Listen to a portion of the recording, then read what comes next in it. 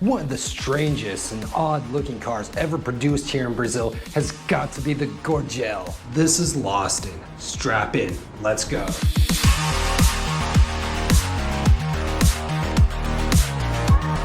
The Gurgel was a Brazilian-produced vehicle named after its founder, João do Amaral Gurgel. Gurgel founded his company in 1969, initially manufacturing little off-road buggies with not quite right dimensions and lines, and a sort of strange-looking creation that really only a parent could love. Done it like they do here in Brazil, the early models were fiberglass bodies on top of Volkswagen Fusca chassis and mechanics. Well done.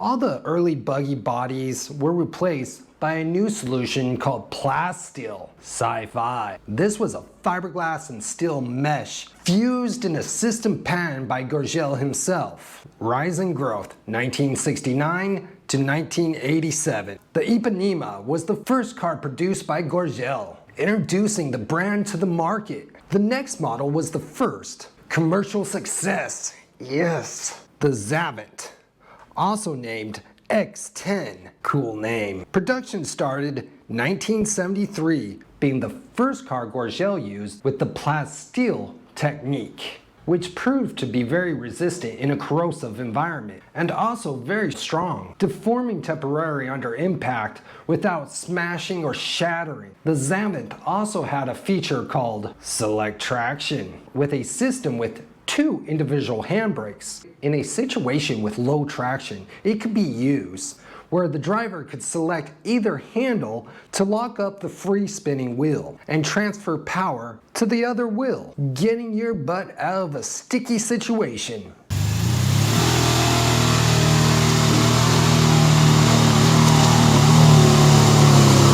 A more sophisticated version of the X10 was called the X12, which was the greatest commercial success for Gurgel. 1974. Gurgel pioneered the electric car industry. O senhor acha que esse carro elétrico vai substituir ou pode substituir o automóvel convencional? Em grande parte, sim. Na parte de transportes urbanos, ahead of his time. This vehicle was named the Itaipu, named after the electric hydrogen dam here in Foz do Iguaçu.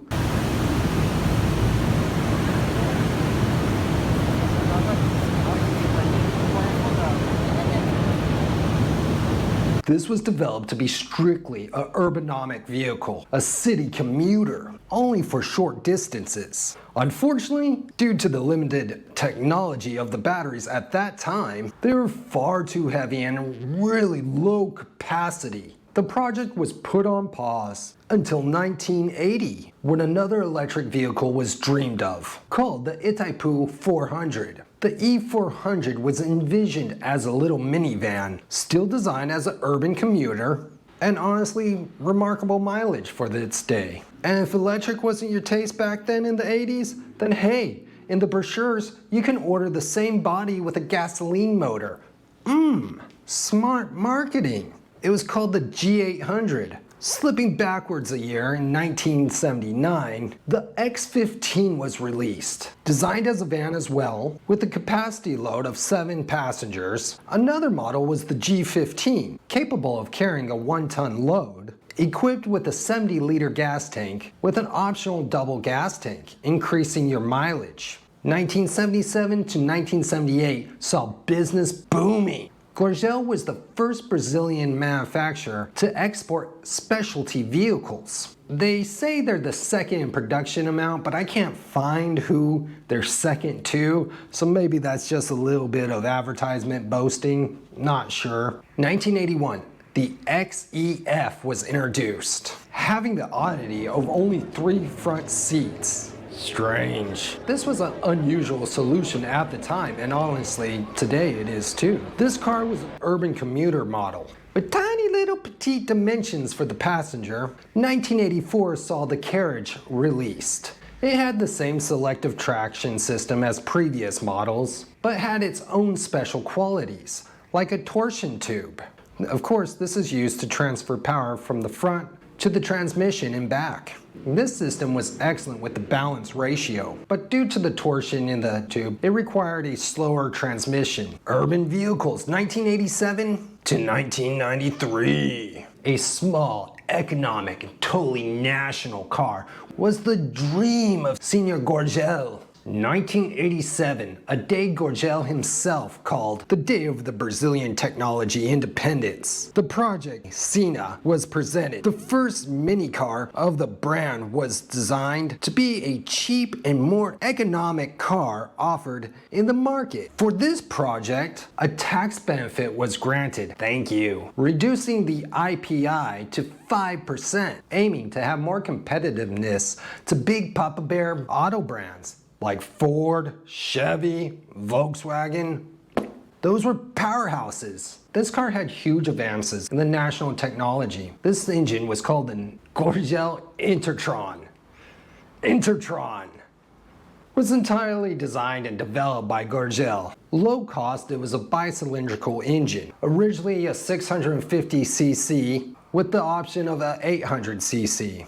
Equipped with electronic ignition control, using a system of 2 coils without a distributor. It had good mileage, making about 14 kilometers per liter in city traffic. And open road, it could achieve about 19 kilometers per liter at a constant speed. And all of this was without electronic fuel injection.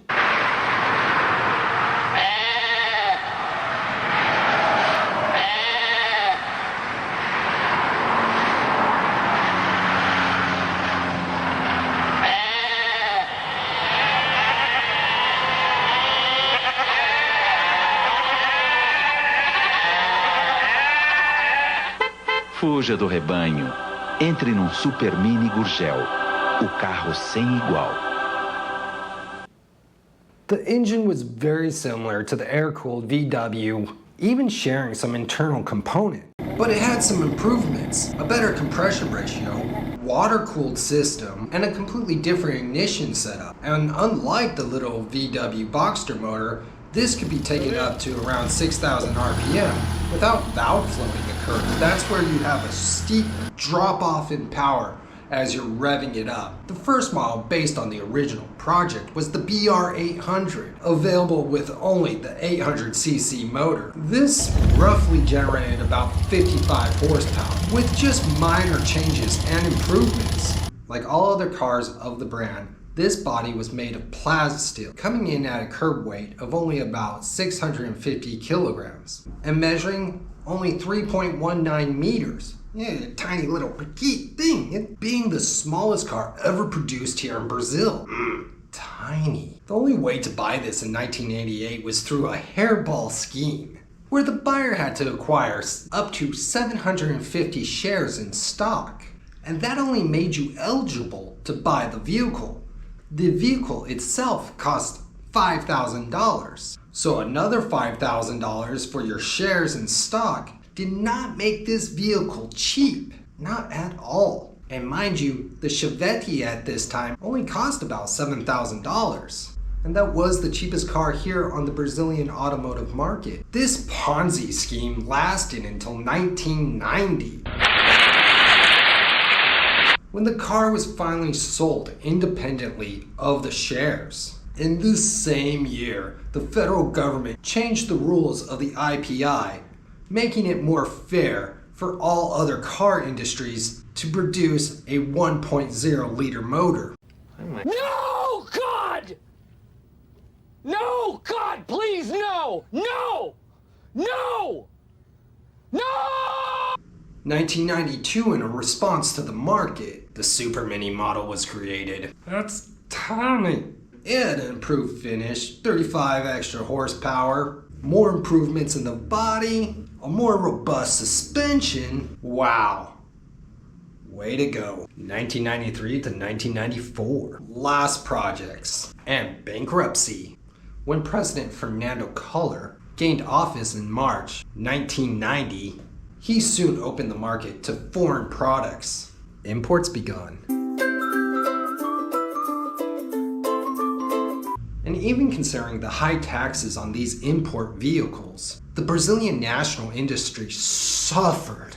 So many coach builders went under bankruptcy.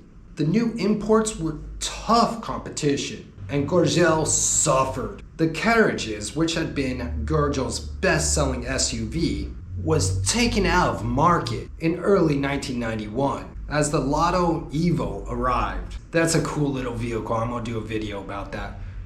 The president also amended the IPI reduction to all vehicles below 1000 cc. Fiat quickly responded by launching the Uno, and other automotive makers soon followed. This action was considered by many Gurgel loyalists as a betrayal by the government. It was swimming in competition. All the prices of the vehicles kind of just became similar. 1991, Gurgel produced the Model Machine, a short and wheelbase roadster based on the BR800. Only 177 of these oddities were even built. Gurgel had gained a lot of experience and input by his fans during the BR800 sales, and with that information, they started a new project named the Gurgel Delta. This vehicle was intended to be cheaper than the previous models, aimed to supply vehicles to the lower economic classes, also produced in the plant